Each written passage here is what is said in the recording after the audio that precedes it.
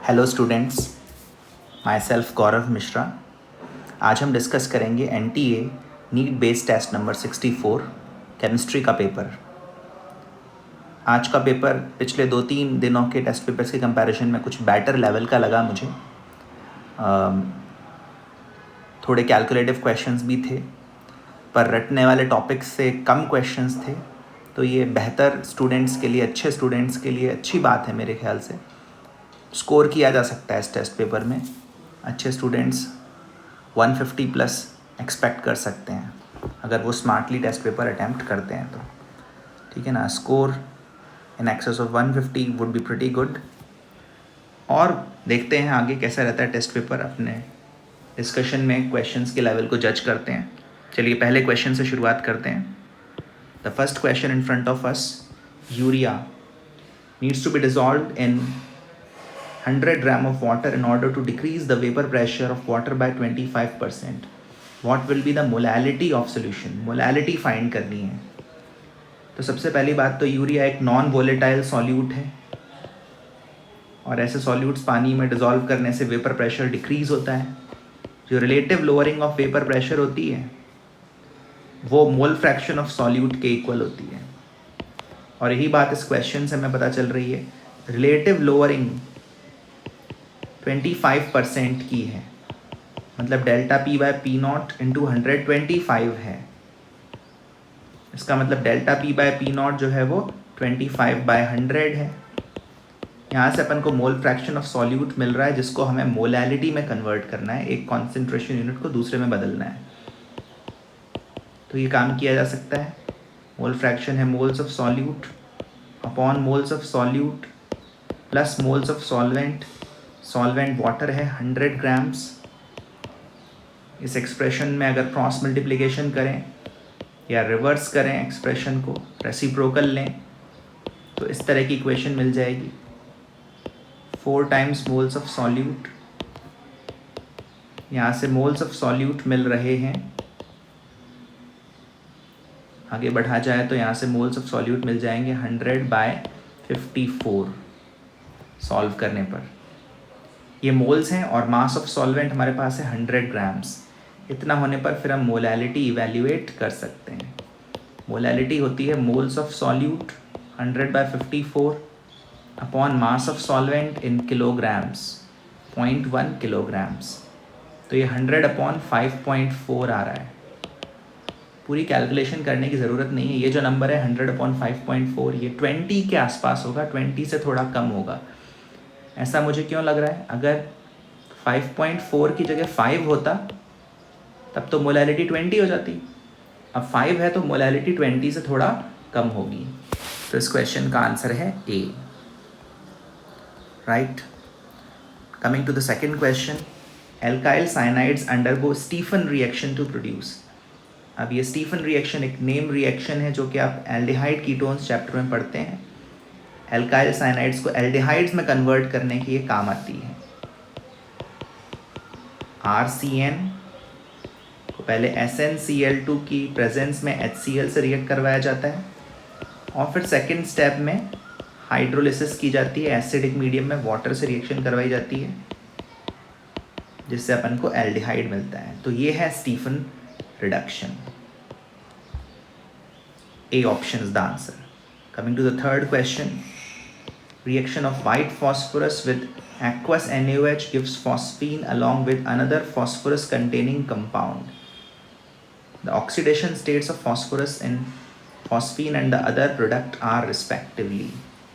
तो ये एक डिसप्रपोर्शनेशन रिएक्शन की बात हो रही है। ये आपने P ब्लॉक एलिमेंट्स में शायद पढ़ी भी हो। P4 के डिसप्रपोर्शनेशन से बनता है PH3 एंड H2PO2 माइनस। अगर अपन कैटायन Na+ को भी इंक्लूड कर लें तो कंपाउंड है NaH2PO2। H2PO2 माइनस को अपन हाइपोफॉस्फाइट आयन भी कह सकते हैं। PH3 में प्रेजेंट हाइड्रोजन का ऑक्सीडेशन स्टेट +1 माना जाता है, तो फॉस्फोरस का ऑक्सीडेशन स्टेट हो गया -3, और H2PO2 माइनस में हाइड्रोजन का ऑक्सीडेशन स्टेट +1, ऑक्सीजन का -2, सोडियम का +1 है। इन सब चीज़ों को अगर आप अकोमोडेट करेंगे तो फॉस्फोरस का ऑक्सीडेशन स्टेट यहाँ पर +1 आएगा। तो फॉस्फोरस 0 ऑक्सीडेशन स्टेट से -3 में जा रहा है और 0 से +1 में भी जा रहा है, मतलब ऑक्सीडाइज भी हो रहा है और रिड्यूस भी। ये एक डिसप्रपोर्शनेशन रिएक्शन है। Correct option is C. Coming to the fourth question, concentrated nitric acid 68% है, जो सोल्यूशन लैब में यूज़ किया जा रहा है उसमें 68% नाइट्रिक एसिड है एक्वस सोल्यूशन में। इस सोल्यूशन की अपन को मोलैरिटी फाइंड करनी है जबकि डेंसिटी गिवन है। तो ये भी कॉन्सेंट्रेशन यूनिट्स से रिलेटेड क्वेश्चन है। ऐसे क्वेश्चन में हमें कुछ अमाउंट ऑफ सोल्यूशन अज्यूम कर लेना चाहिए, 100 ग्राम, 1000 ग्राम्स, 1 लीटर, जो भी आपको सरल लगे। तो अपन अज्यूम कर लेते हैं 1000 ml सोल्यूशन, मतलब 1 लीटर सोल्यूशन। 1000 ml सोल्यूशन अगर है तो डेंसिटी का यूज़ करते हुए हम बता सकते हैं कि मास ऑफ सोल्यूशन 1504 ग्राम्स होगा, और इसका अगर मैं 68% लूँ तो मुझे सॉल्यूट का मास मिलेगा। हालांकि 68% तो मेजॉरिटी अमाउंट हो गया, नाइट्रिक एसिड ज़्यादा है सोल्यूशन में वाटर के मुकाबले, लेकिन फिर भी कन्वेंशनली जब वाटर प्रेजेंट रहता है तो वाटर को ही सॉल्वेंट बोलते हैं।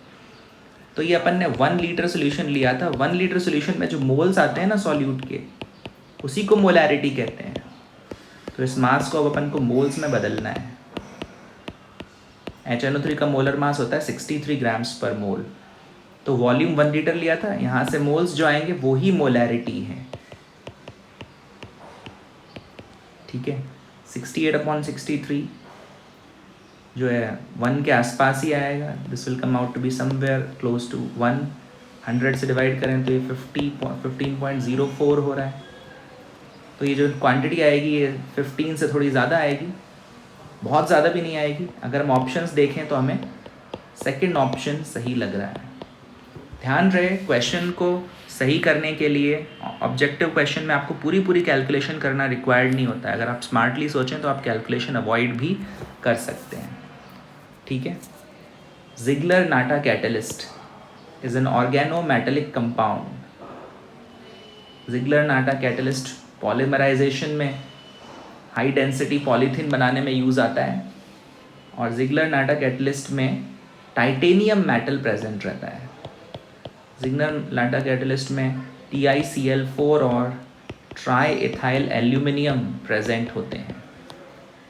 ठीक है, तो टाइटेनियम की प्रेजेंस होती है ज़िग्लर-नाटा कैटलिस्ट में। ये एक फैक्ट बेस्ड क्वेश्चन था। Coming to the sixth question में आपको ज्योमेट्रिकल अरेंजमेंट बताना है इलेक्ट्रॉन पेयर्स का, और शेप बताना है I3- का। तो 2 चीज़ें आपसे पूछी हैं। जब आप ज्योमेट्रिकल अरेंजमेंट बताते हैं तो आप लोन पेयर्स को भी ध्यान में रखेंगे, और जब आप शेप बताएंगे तो आप सिर्फ बॉन्ड पेयर्स को देखेंगे।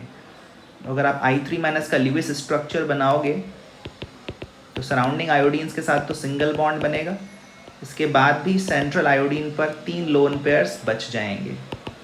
टोटल 5 इलेक्ट्रॉन क्लाउड्स हैं आयोडीन के अराउंड, और इन 5 इलेक्ट्रॉन क्लाउड्स का जो अरेंजमेंट होगा वो ट्रायगोनल बायपिरामिडल होगा, बट जो शेप होगा वो लीनियर होगा। ठीक है, the shape of the molecule or ion is linear, but the arrangement of electron clouds is trigonal bipyramidal. First option is correct. Heat evolved during chemisorption.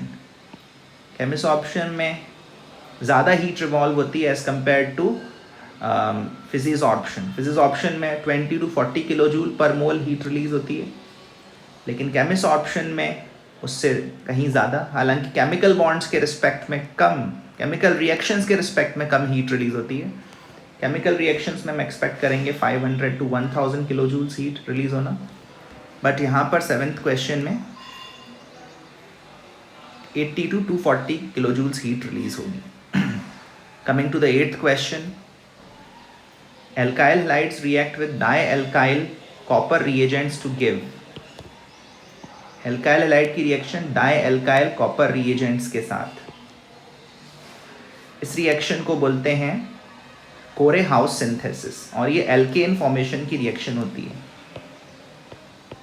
इस reaction की मदद से आप अनसिमेट्रिकल एल्केन्स बना सकते हैं, मतलब 2 डिफरेंट टाइप के एल्काइल ग्रुप्स को आपस में जोड़ सकते हैं। RX + R2CuLi इसकी रिएक्शन होती है और इससे बनेगा आर आर प्राइम, ठीक है।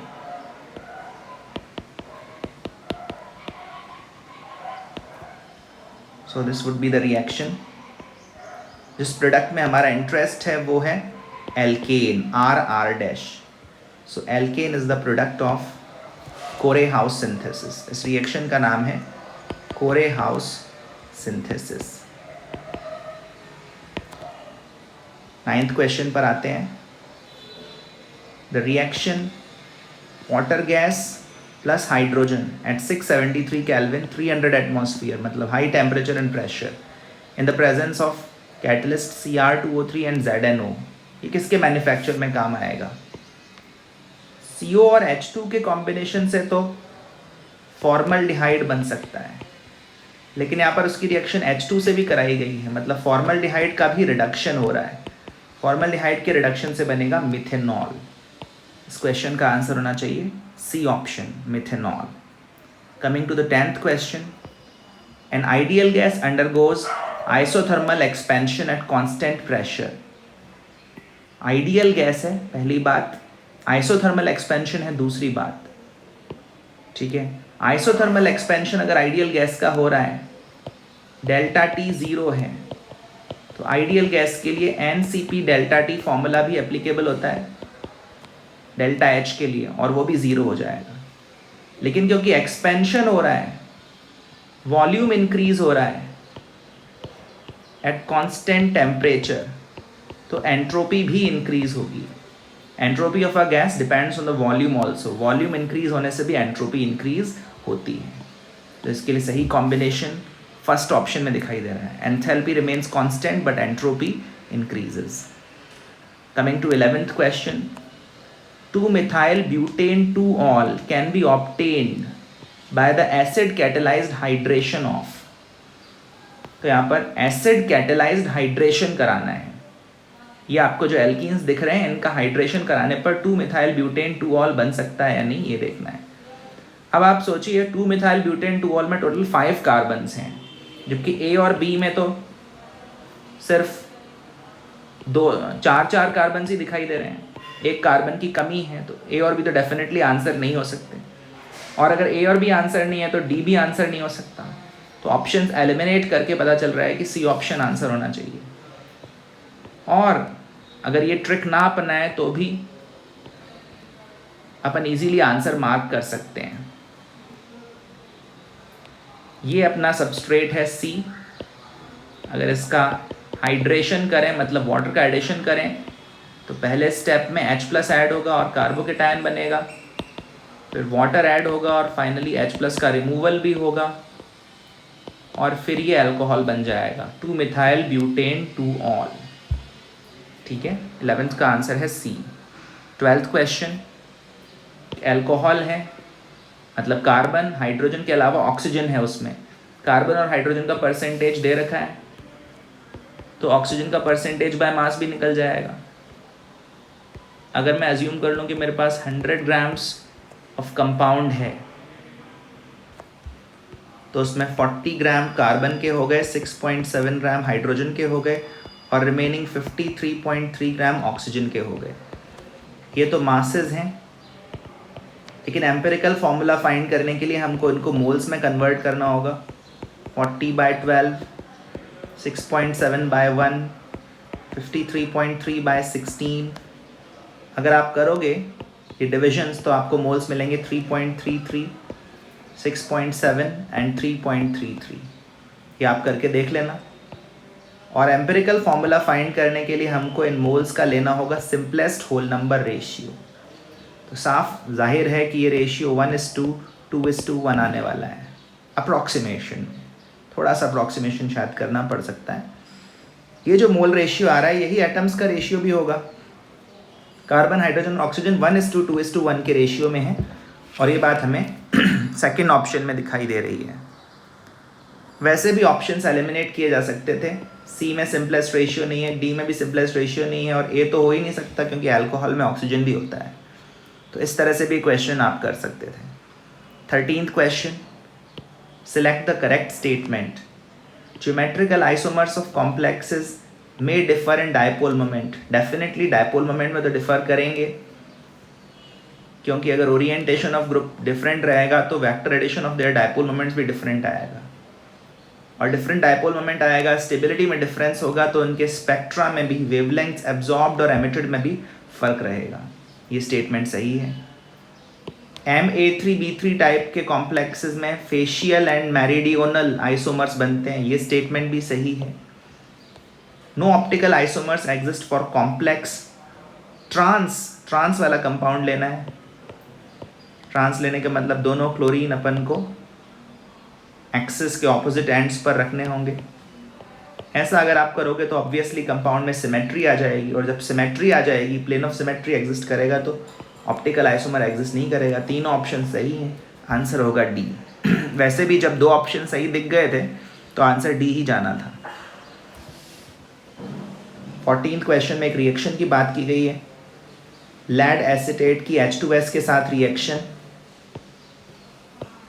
इसमें एक तरह से डिस्प्लेसमेंट होता है, लेड सल्फाइड प्रेसिपिटेट होगा और एसिटिक एसिड भी बनेगा। लेड सल्फाइड एक ब्लैक कलर्ड कंपाउंड है, ये चीज़ अपन को याद होनी चाहिए। So this is one more memory based question. Coming to the 15th question, ये थोड़ा बेहतर क्वेश्चन लगा मुझे। एक आइडियल सोल्यूशन की बात की गई है लिक्विड्स A एंड B के लिए। पिस्टन को पुल किया, वॉल्यूम ऑफ लिक्विड कम होता गया और वेपर का वॉल्यूम बढ़ता गया। ये तो होना ही है, क्योंकि अगर लिक्विड इवेपोरेट करेगा तो वॉल्यूम ऑफ लिक्विड कम होगा और वेपर्स का वॉल्यूम बढ़ेगा। अल्टीमेटली बहुत कम लिक्विड बचा। A का मोल फ्रैक्शन वेपर में 0.4 है, PA0 दे रखा है, PB0 दे रखा है। तो अपन को बताना है कि total pressure of the vapours क्या है। Total pressure of the vapours क्या है, ये हमें फाइंड करना है। एक्चुअली यहाँ पर हमको वेपर फेज के मोल फ्रैक्शन दे रखे हैं। YA 0.4 है तो YB 0.6 हो जाएगा, और हमें टोटल प्रेशर फाइंड करना है। PA0 दे रखा है 0.4 एटमॉस्फेयर, PB0 दे रखा है 1.2 एटमॉस्फेयर। अगर लिक्विड स्टेट के मोल फ्रैक्शंस गिवन होते तब तो ये बहुत स्ट्रेट फॉरवर्ड क्वेश्चन था, XA XB गिवन होने पर। लेकिन अभी YA YB गिवन है, वेपर फेज के मोल फ्रैक्शंस, और YA को लिख सकते हैं partial pressure of A upon total pressure, which can further be written as XA PA0 upon P total. यहाँ से XA को लिख सकते हैं YA times P total upon PA0, और XB को लिख सकते हैं similarly YB times P total upon PB0, symmetry से। और हम जानते हैं कि बाइनरी मिक्सचर है तो इन दोनों का सम XA और प्लस XB की वैल्यू 1 होनी चाहिए। XA XB का सम 1 करने का फ़ायदा ये है कि हमें XA XB फाइंड नहीं करने पड़ेंगे। YA P total upon PA0 plus YB P total upon PB0, ये सम जो है ये 1 आएगा, सम ऑफ मोल फ्रैक्शंस।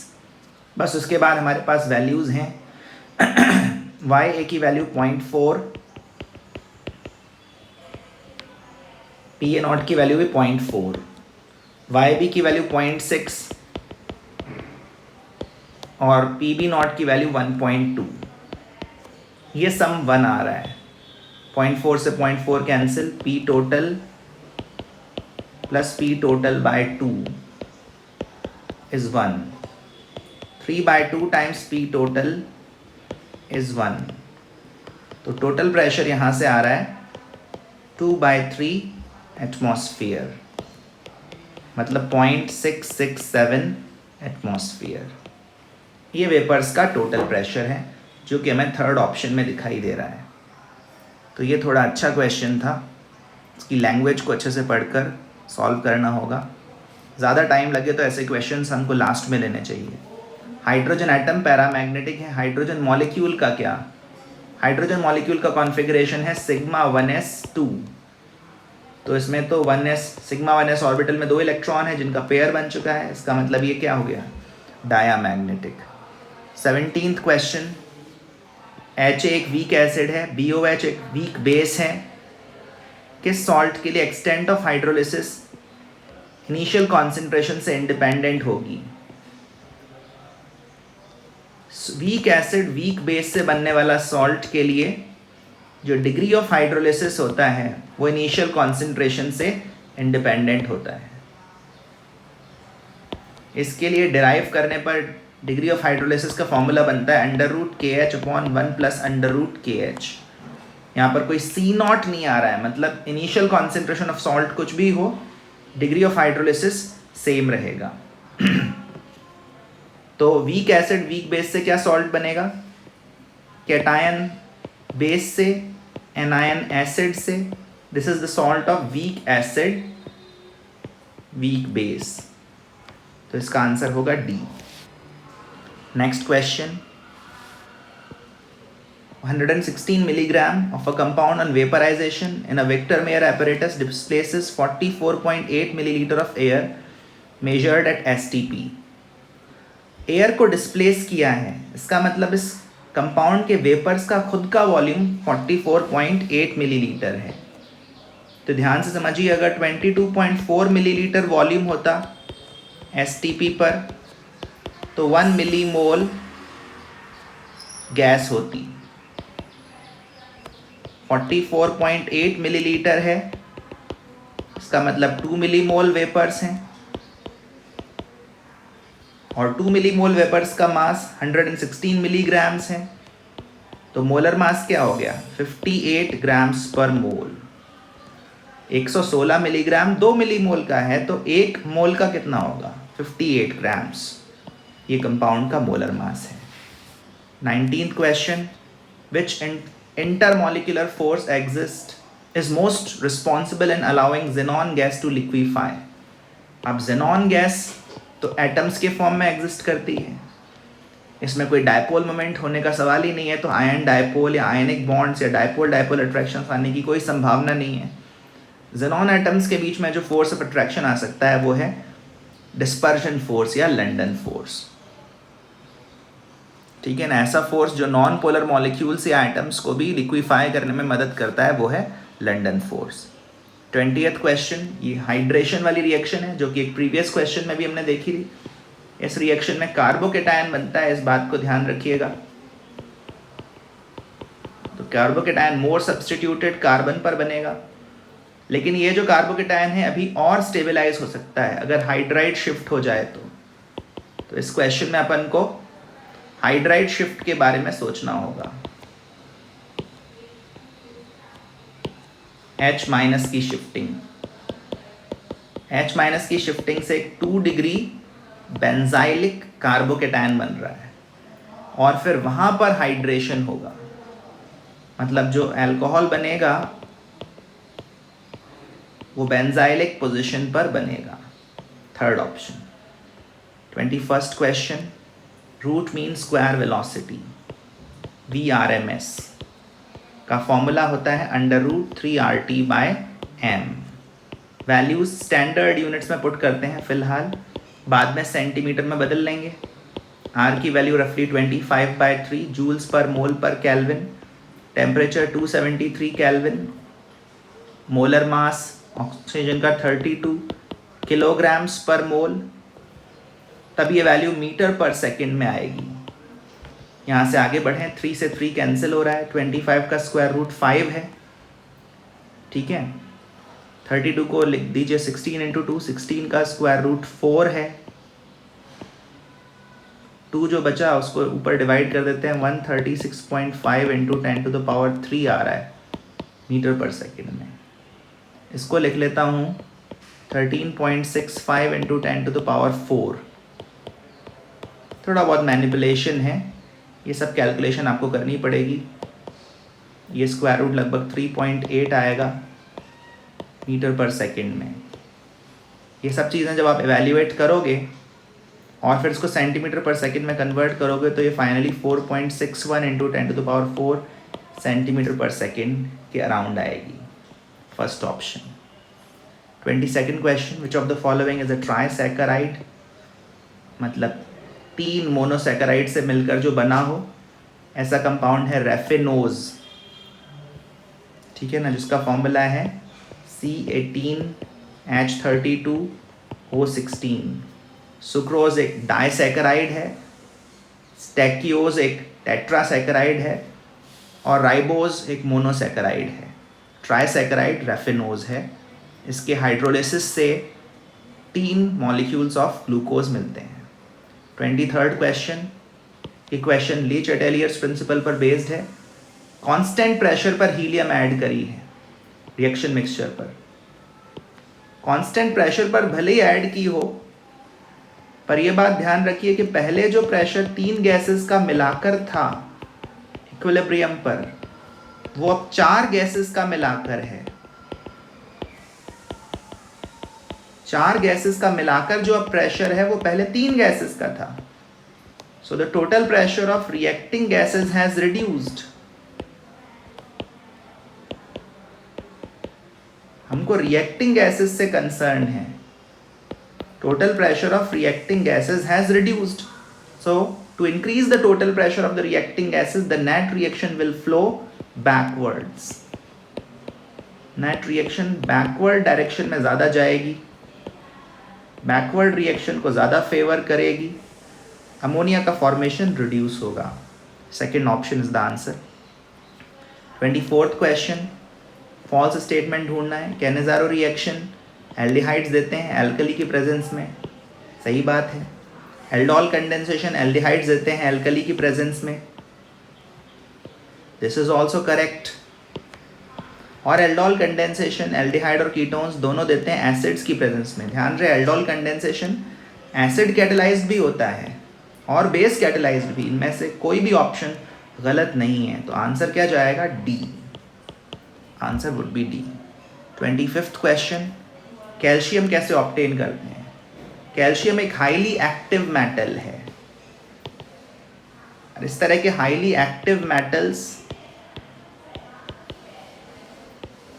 इलेक्ट्रोलिसिस से ऑब्टेन किए जाते हैं और ऑब्टेन्ड बाय इलेक्ट्रोलिसिस, क्योंकि इनका रिडक्शन दूसरे एलिमेंट्स की मदद से नहीं हो सकता है, तो फिर इन पर इलेक्ट्रिकल वर्क करके इनके सॉल्ट्स को ब्रेक करवाया जाता है मोल्टन फॉर्म में। Electrolysis of molten calcium chloride is the answer.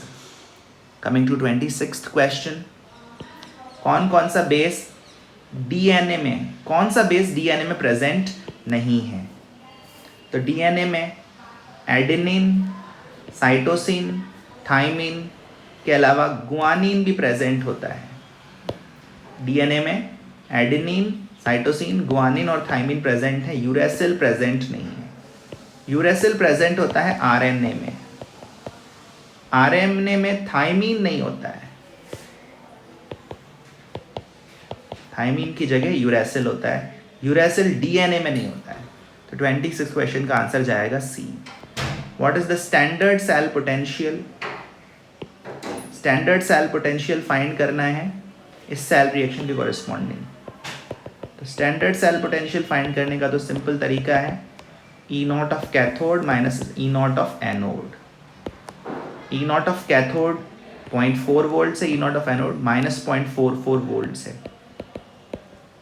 Minus minus plus, ये वैल्यू आ रही है 0.84 वोल्ट्स। इसमें ज़्यादा इधर उधर सोचने की ज़रूरत ही नहीं है, simply E naught cathode minus E not anode, third option. Quite a simple question.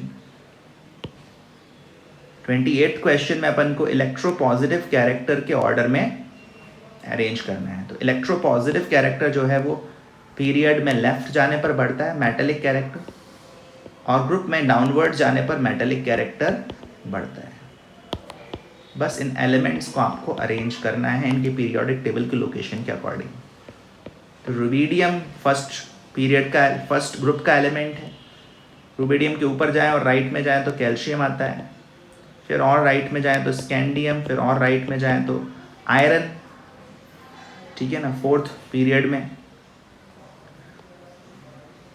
और फिर और राइट में जाएं तो टेल्यूरियम, टेल्यूरियम के भी राइट में जाएं तो ब्रोमीन, ब्रोमीन से ऊपर जाएं तो fluorine. Fluorine is the least electropositive and rubidium is the most electropositive. और ऑर्डर भी आप देख लीजिए, ऑर्डर पूरा अगर देखें तो आंसर बैठेगा अपना fourth option is correct, right. 29th question, इसमें IUPAC नेम आइडेंटिफाई करना है कंपाउंड का। पहले इस कंपाउंड को बॉन्ड लाइन फॉर्मूला में ड्रॉ करता हूँ मैं। एक ही कार्बन पर 2 मिथाइल और 1 इथाइल ग्रुप दिख रहा है। फिर आगे बढ़े तो एक कार्बन पर क्लोरीन है। इस तरह का स्ट्रक्चर है। तो अपन को पहले तो लॉन्गेस्ट चेन सिलेक्ट करनी है, फिर अपन को लोवेस्ट लोकेंट रूल फॉलो करना है। लॉन्गेस्ट चेन 6 मेंबर्ड आ रही है।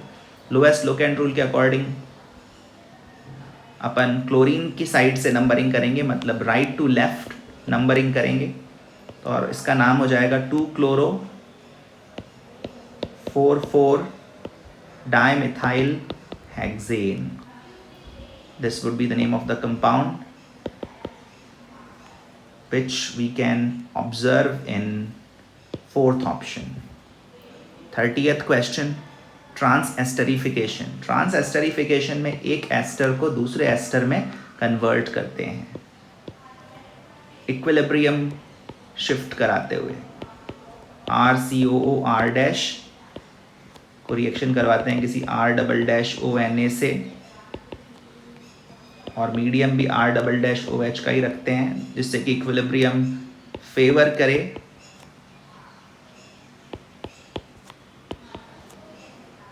ट्रांसएस्टरिफिकेशन में बस OR' हट जाएगा और RO" आ जाएगा। ठीक है ना। तो इस तरह की ये रिएक्शन है, एक एस्टर को दूसरे एस्टर में कन्वर्ट करने की रिएक्शन। 31st क्वेश्चन, इसमें अपन को फिशर प्रोजेक्शन में कॉन्फ़िगरेशन असाइन करना है। तो अपन को प्रायोरिटी के अकॉर्डिंग ग्रुप्स अरेंज करना आना चाहिए। अपन को पता है कि जिसका एटॉमिक नंबर सबसे ज़्यादा है उसको फर्स्ट प्रायोरिटी देते हैं। पहले इस ऊपर वाले कार्बन पर, सेकंड नंबर के कार्बन पर फोकस करते हैं, सेकंड नंबर के कार्बन पर। तो क्लोरीन को फर्स्ट पोजीशन मिली, फर्स्ट प्रायोरिटी। इस ग्रुप को सेकंड प्रायोरिटी, मिथाइल ग्रुप को थर्ड प्रायोरिटी और हाइड्रोजन को फोर्थ प्रायोरिटी। इस तरह से फिर जब आप 1 से 2 से 3 अपना हैंड रोटेट करेंगे, राइट हैंड, तो आप देखेंगे कि क्लॉकवाइज घूम रहा है हाथ, लेकिन H जो है वो व्यूअर की तरफ आ रहा है। इस वजह से अपन R ना बोलकर S बोलेंगे। और इसी तरह से आप जब इस वाले कार्बन पर देखोगे तब भी आपको यही कॉन्फ़िगरेशन S दिखाई देगा। तो सेकंड नंबर के कार्बन पर भी S कॉन्फ़िगरेशन है और थर्ड नंबर के कार्बन का कॉन्फ़िगरेशन भी S है। ठीक है, तो आंसर होगा B। 32nd question, Fairlie straight forward question है। यहाँ पर अपन को फाई दे रखा है, वर्क फंक्शन, और अपन को क्रिटिकल फ्रीक्वेंसी फाइंड करनी है। क्रिटिकल फ्रीक्वेंसी मतलब threshold frequency nu naught find करनी है। तो फॉर्मूला सिंपल है, phi is equal to h nu naught. यहाँ से न्यू नॉट फाइंड करें, 4.95 into 10⁻⁻19 upon h, 6.6 into 10⁻⁻34 hertz. अगर आप ऑप्शन देखें तो फ्रंट वाला नंबर हर जगह सेम है। इसका मतलब हमें बस 10 की पावर सही पहचानने पर फोकस करना है। केयरफुली 10 की पावर आइडेंटिफाई करें। यहाँ तो 10 की पावर 15 लग रही है, लेकिन अगर अपन साइंटिफिक नोटेशन में बदलना चाहेंगे तो अपन को 10 से मल्टीप्लाई और डिवाइड कर देना पड़ेगा। ये वाला नंबर अप्रॉक्सीमेटली 7.5 आएगा, इसकी पूरी उम्मीद है। तो 10 की करेक्ट पावर बैठ रही है 10⁻14। A option is correct.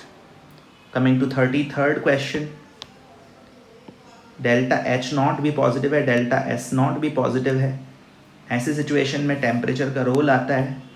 जिस टेम्परेचर के ऊपर रिएक्शन जाके स्पॉन्टेनियस होती है वो है delta H0 upon delta S0। 30 kilo joules पर मोल अपॉन 105 जूल पर मोल पर केल्विन। ये डिवीजन अगर अपन परफॉर्म करें, ठीक है, तो ये 10,000 अपॉन 35 आ रहा है, या फिर 2000 अपॉन 7 केल्विन। इसको अगर आप इवेल्युएट करोगे तो ये लगभग 286 केल्विन आएगा। रिएक्शन 286 केल्विन पर इक्विलिब्रियम में होगी और उससे ऊपर जाकर स्पॉन्टेनियस बन पाएगी। 34th question, incorrect statement identify करें। ऐसे क्वेश्चंस अपन एलिमिनेशन से भी कर सकते हैं। यहाँ पर S8 और S6 के कंपैरिजन की बात हो रही है। S8 का स्ट्रक्चर क्राउन शेप्ड स्ट्रक्चर होता है, ये बात तो आपने शायद पढ़ी होगी। ये S8 का स्ट्रक्चर है, हर कॉर्नर पर सल्फर एटम है। और S6 का स्ट्रक्चर चेयर शेप में होता है, चेयर कॉन्फॉर्मेशन होता है। इस चेयर के हर कॉर्नर पर सल्फर एटम है, ठीक है। बॉन्ड एंगल्स यहाँ पर एक्चुअली सेम नहीं होते हैं, आप NCERT टेक्स्ट बुक में जाकर भी देख सकते हैं। S8 और S6 में बॉन्ड एंगल्स सेम नहीं है, यही वाला स्टेटमेंट इनकरेक्ट है। Rhombic and monoclinic sulphurs acid molecules के फॉर्म में एग्जिस्ट करते हैं, ये वाला स्टेटमेंट सही है। S2 भी ऑक्सीजन की तरह पैरामैग्नेटिक होता है, ये भी सही है। S8 का क्राउन शेप है, ये बात भी सही है। बॉन्ड एंगल सेम होने वाली बात सही नहीं है। कमिंग टू 35th क्वेश्चन, यहाँ पर अपन को रेट कांस्टेंट के एक्सप्रेशंस दे रखे हैं टेम्परेचर के रिस्पेक्ट में। किस टेम्परेचर पर K1 K2 इक्वल हो जाएगा ये बताना है। तो ये काफ़ी स्टैंडर्ड क्वेश्चन है, किताबों में ये क्वेश्चन आपने शायद देखा भी हो कहीं। इन दोनों को जब हम इक्वेट करेंगे तो 10 की पावर 15 और 14 कैंसिल होकर एक तरफ 10 रह जाएगा।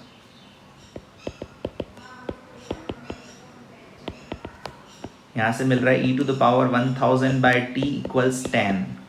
दोनों तरफ ln log to the base e अगर लें तो 1000/t इक्वल्स ln 10 आ रहा है। यहाँ से टेम्परेचर आ रहा है 1000/ln 10। ln 10 की वैल्यू 2.303 होती है।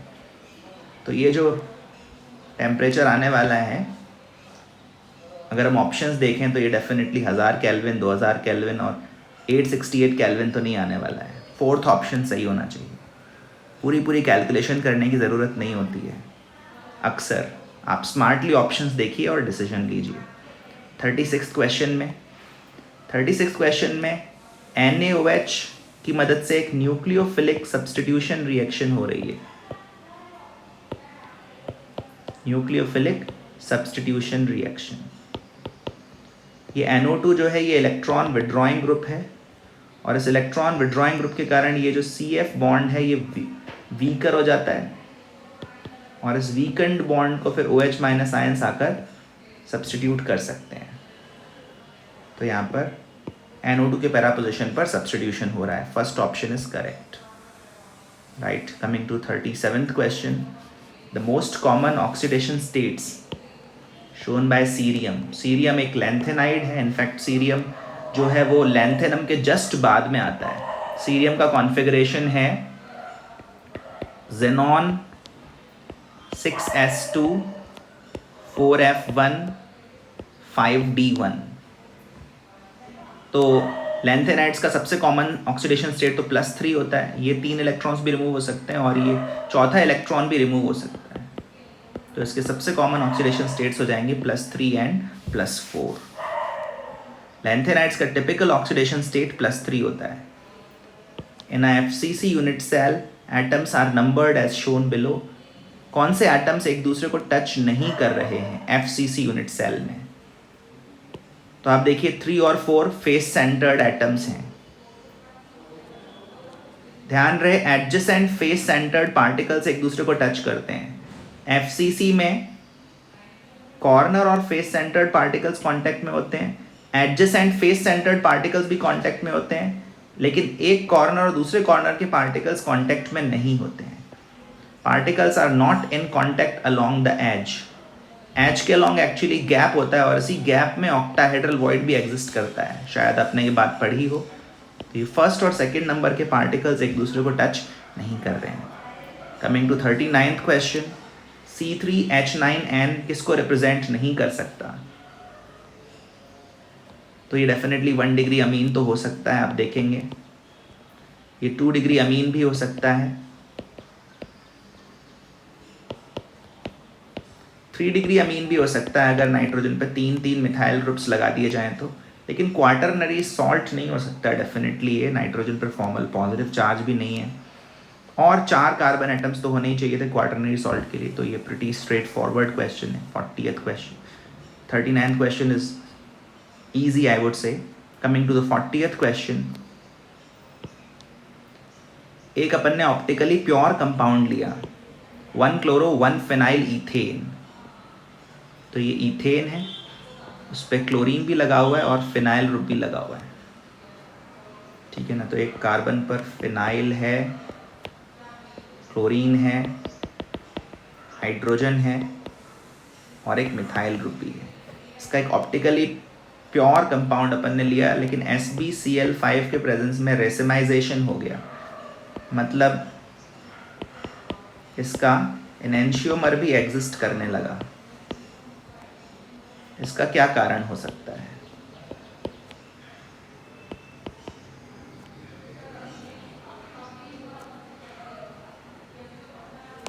ठीक है, एनेंशियोमर भी एग्जिस्ट करने लगा,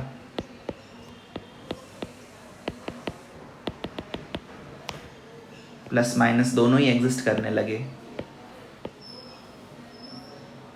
इसका कारण यही होगा कि SbCl5 जो है वो यहाँ से Cl माइनस एब्स्ट्रैक्ट करता है, SbCl6 माइनस बनाता है, एक एम्प्टी ऑर्बिटल में क्लोराइड आयन से इलेक्ट्रॉन डोनेट करवाता है, और ऐसा होने पर यहाँ पर एक प्लेनर सब्सटेंस बनता है कार्बोकेटायन, और कार्बोकेटायन के बनने पर Cl माइनस आयंस फिर से इस पर अटैक करते हैं, लेकिन अभी अटैक कार्बोकेटायन के प्लेन के ऊपर से भी हो सकता है और नीचे से भी हो सकता है, क्योंकि दोनों sides of attack equally favoured हैं, इसीलिए यहाँ पर दो एनेंशियोमर्स इक्वल अमाउंट्स में बनने लगते हैं।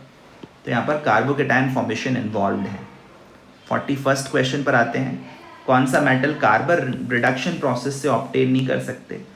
अगर आप मेटल्स रीड करें तो आपको समझ में आ जाएगा कि एल्यूमिनियम को कार्बन रिडक्शन से ऑब्टेन नहीं कर सकते। एल्यूमिनियम भी एक हाईली एक्टिव मेटल है और ऐसे मेटल्स पर कार्बन रिडक्शन वर्क नहीं कर पाता है। Carbon can not reduce the compounds of highly active metals like aluminium. 42nd question में हमको KSP दे रखा है और बताना है कि 100 मिलीलीटर सैचुरेटेड सोल्यूशन में कितना मास AgIO3 का डिजॉल्व हो चुका है। AgIO3 का मोलर मास भी हमको दिया गया है।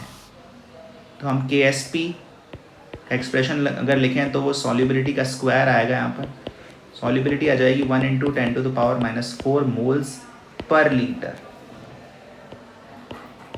ये तो मोल्स पर लीटर हैं। अगर हम 100 ml सोल्यूशन लें, 100 ml का मतलब 0.1 लीटर सोल्यूशन लें, तो 10⁻⁻5 मोल AgIO3 के उसमें प्रेजेंट है। अब इस 10⁻⁻5 मोल AgIO3 का हमें मास फाइंड करना है। इसका मोलर मास है 283 ग्राम्स पर मोल। यहाँ से आप देखेंगे मास आएगा 2.83 × 10⁻³ grams, which is visible in option D.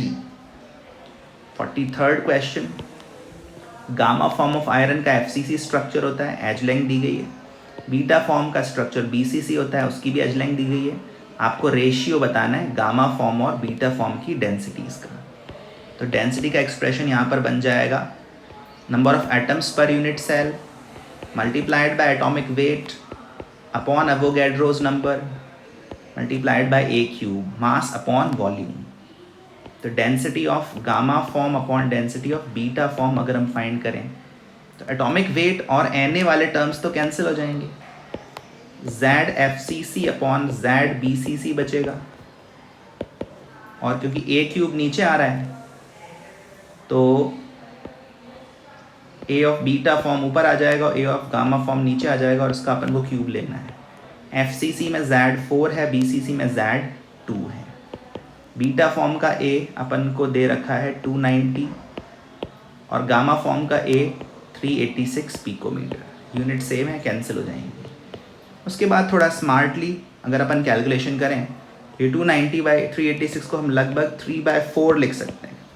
इसको बढ़ाकर 300 कर दो, इसको बढ़ाकर 400 कर दो, 3/4 का क्यूब। थोड़ा थोड़ा बढ़ा दिया ताकि चीज़ें आसान हो जाएं। 27/64, क्योंकि 27/32 आ रहा है।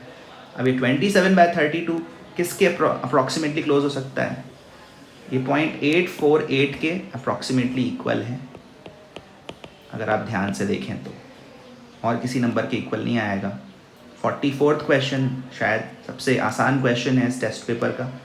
रेट लॉ दी गई है आपको, ए की कॉन्सेंट्रेशन को सेम रखा गया है और बी की कॉन्सेंट्रेशन को डबल किया गया है। सिर्फ बी को ही डबल करोगे तो रेट भी क्या हो जाएगा, डबल। 45वें सवाल पर आते हैं। इस क्वेश्चन में हमें एक्चुअली एक रिडॉक्स रिएक्शन लिखनी पड़ेगी। इसमें रिएक्टेंट्स और प्रोडक्ट्स के बारे में क्वेश्चन ने हमें बता रखा है। तो N2H4 की रिएक्शन हो रही है CrO4 2- के साथ। मैं K+ को अभी अवॉइड कर रहा हूँ, K+ स्पेक्टेटर आयन है। प्रोडक्ट बन रहा है N2NCrOH4-। अब अगर मैं ऑक्सीडेशन स्टेट्स देखूँ तो यहाँ पर नाइट्रोजन का ऑक्सीडेशन स्टेट -2 है, यहाँ पर 0 है। यहाँ क्रोमियम का ऑक्सीडेशन स्टेट +6 है और यहाँ पर +3 है। क्रोमियम +6 से +3 गया मतलब 3 इलेक्ट्रॉन्स का गेन। नाइट्रोजन -2 से 0 गया मतलब 2 इलेक्ट्रॉन का लॉस, टोटल 4 इलेक्ट्रॉन का लॉस। ये गेन और लॉस हमें बराबर लाना पड़ेगा बैलेंसिंग के लिए। तो 3 को मल्टीप्लाई किया 4 से, 4 को मल्टीप्लाई किया 3 से। 3N2H4 + 4 CrO4 2- gives 3N2 + 4 CrOH4-। इसके आगे भी बैलेंसिंग की जा सकती है, हालांकि वो रिक्वायर्ड नहीं है। हमें बस हाइड्राजीन और क्रोमेट आयन के अमाउंट्स को आपस में रिलेट करना है। तो moles of hydrazine by 3 equals moles of chromate ion by 4। Moles of chromate ion moles of potassium chromate के भी इक्वल होंगे। पोटेशियम क्रोमेट का मास अपन ने लिया है 24 और मोलर मास है 194.2। यहाँ से अपन मोल्स ऑफ N2H4 फाइंड कर सकते हैं और फिर मास भी फाइंड कर लेंगे। ठीक है, 4 से 24 कैंसिल हुआ 6 टाइम्स, ये 3 ऊपर गया 18/194.2 9/97.1। यहाँ से अपन मास ऑफ N2H4 फाइंड करने की कोशिश करते हैं। 9/97.1 इंटू 32 N2H4 का मोलर मास है, आप देख सकते हैं। इसके बाद अगर थोड़ा सा स्मार्टली सोच लिया जाए तो इसको लगभग 96 अगर मैं मान लूँ तो ये कैंसिलेशन हो रहा है और आंसर लगभग 3 ग्राम होना चाहिए, ऐसी मुझे पूरी उम्मीद है। तो अननेसेसरीली कैलकुलेशन में उलझ कर टाइम वेस्ट करने के बजाय थोड़ा स्मार्ट डिसीजन ले लिया जाए तो हम आंसर मार्क कर सकते हैं। 45th क्वेश्चन का आंसर बी है। तो कुछ क्वेश्चंस में आप देख रहे हैं कि कैलकुलेशन है, लेकिन अगर स्मार्टली वर्क करें तो हम आंसर तक ईजिली पहुंच सकते हैं। ओवरऑल ये एक अच्छा पेपर लगा मुझे। इसमें अच्छे स्टूडेंट्स के लिए मौका है स्कोर करने का। Score in excess of 150 would be good and in excess of 160 would be excellent, right. चलिए मिलेंगे फिर किसी और पेपर के डिस्कशन में। तब तक आप लोग मेहनत करते रहिए, मोटिवेटेड रहिए। Thank you very much.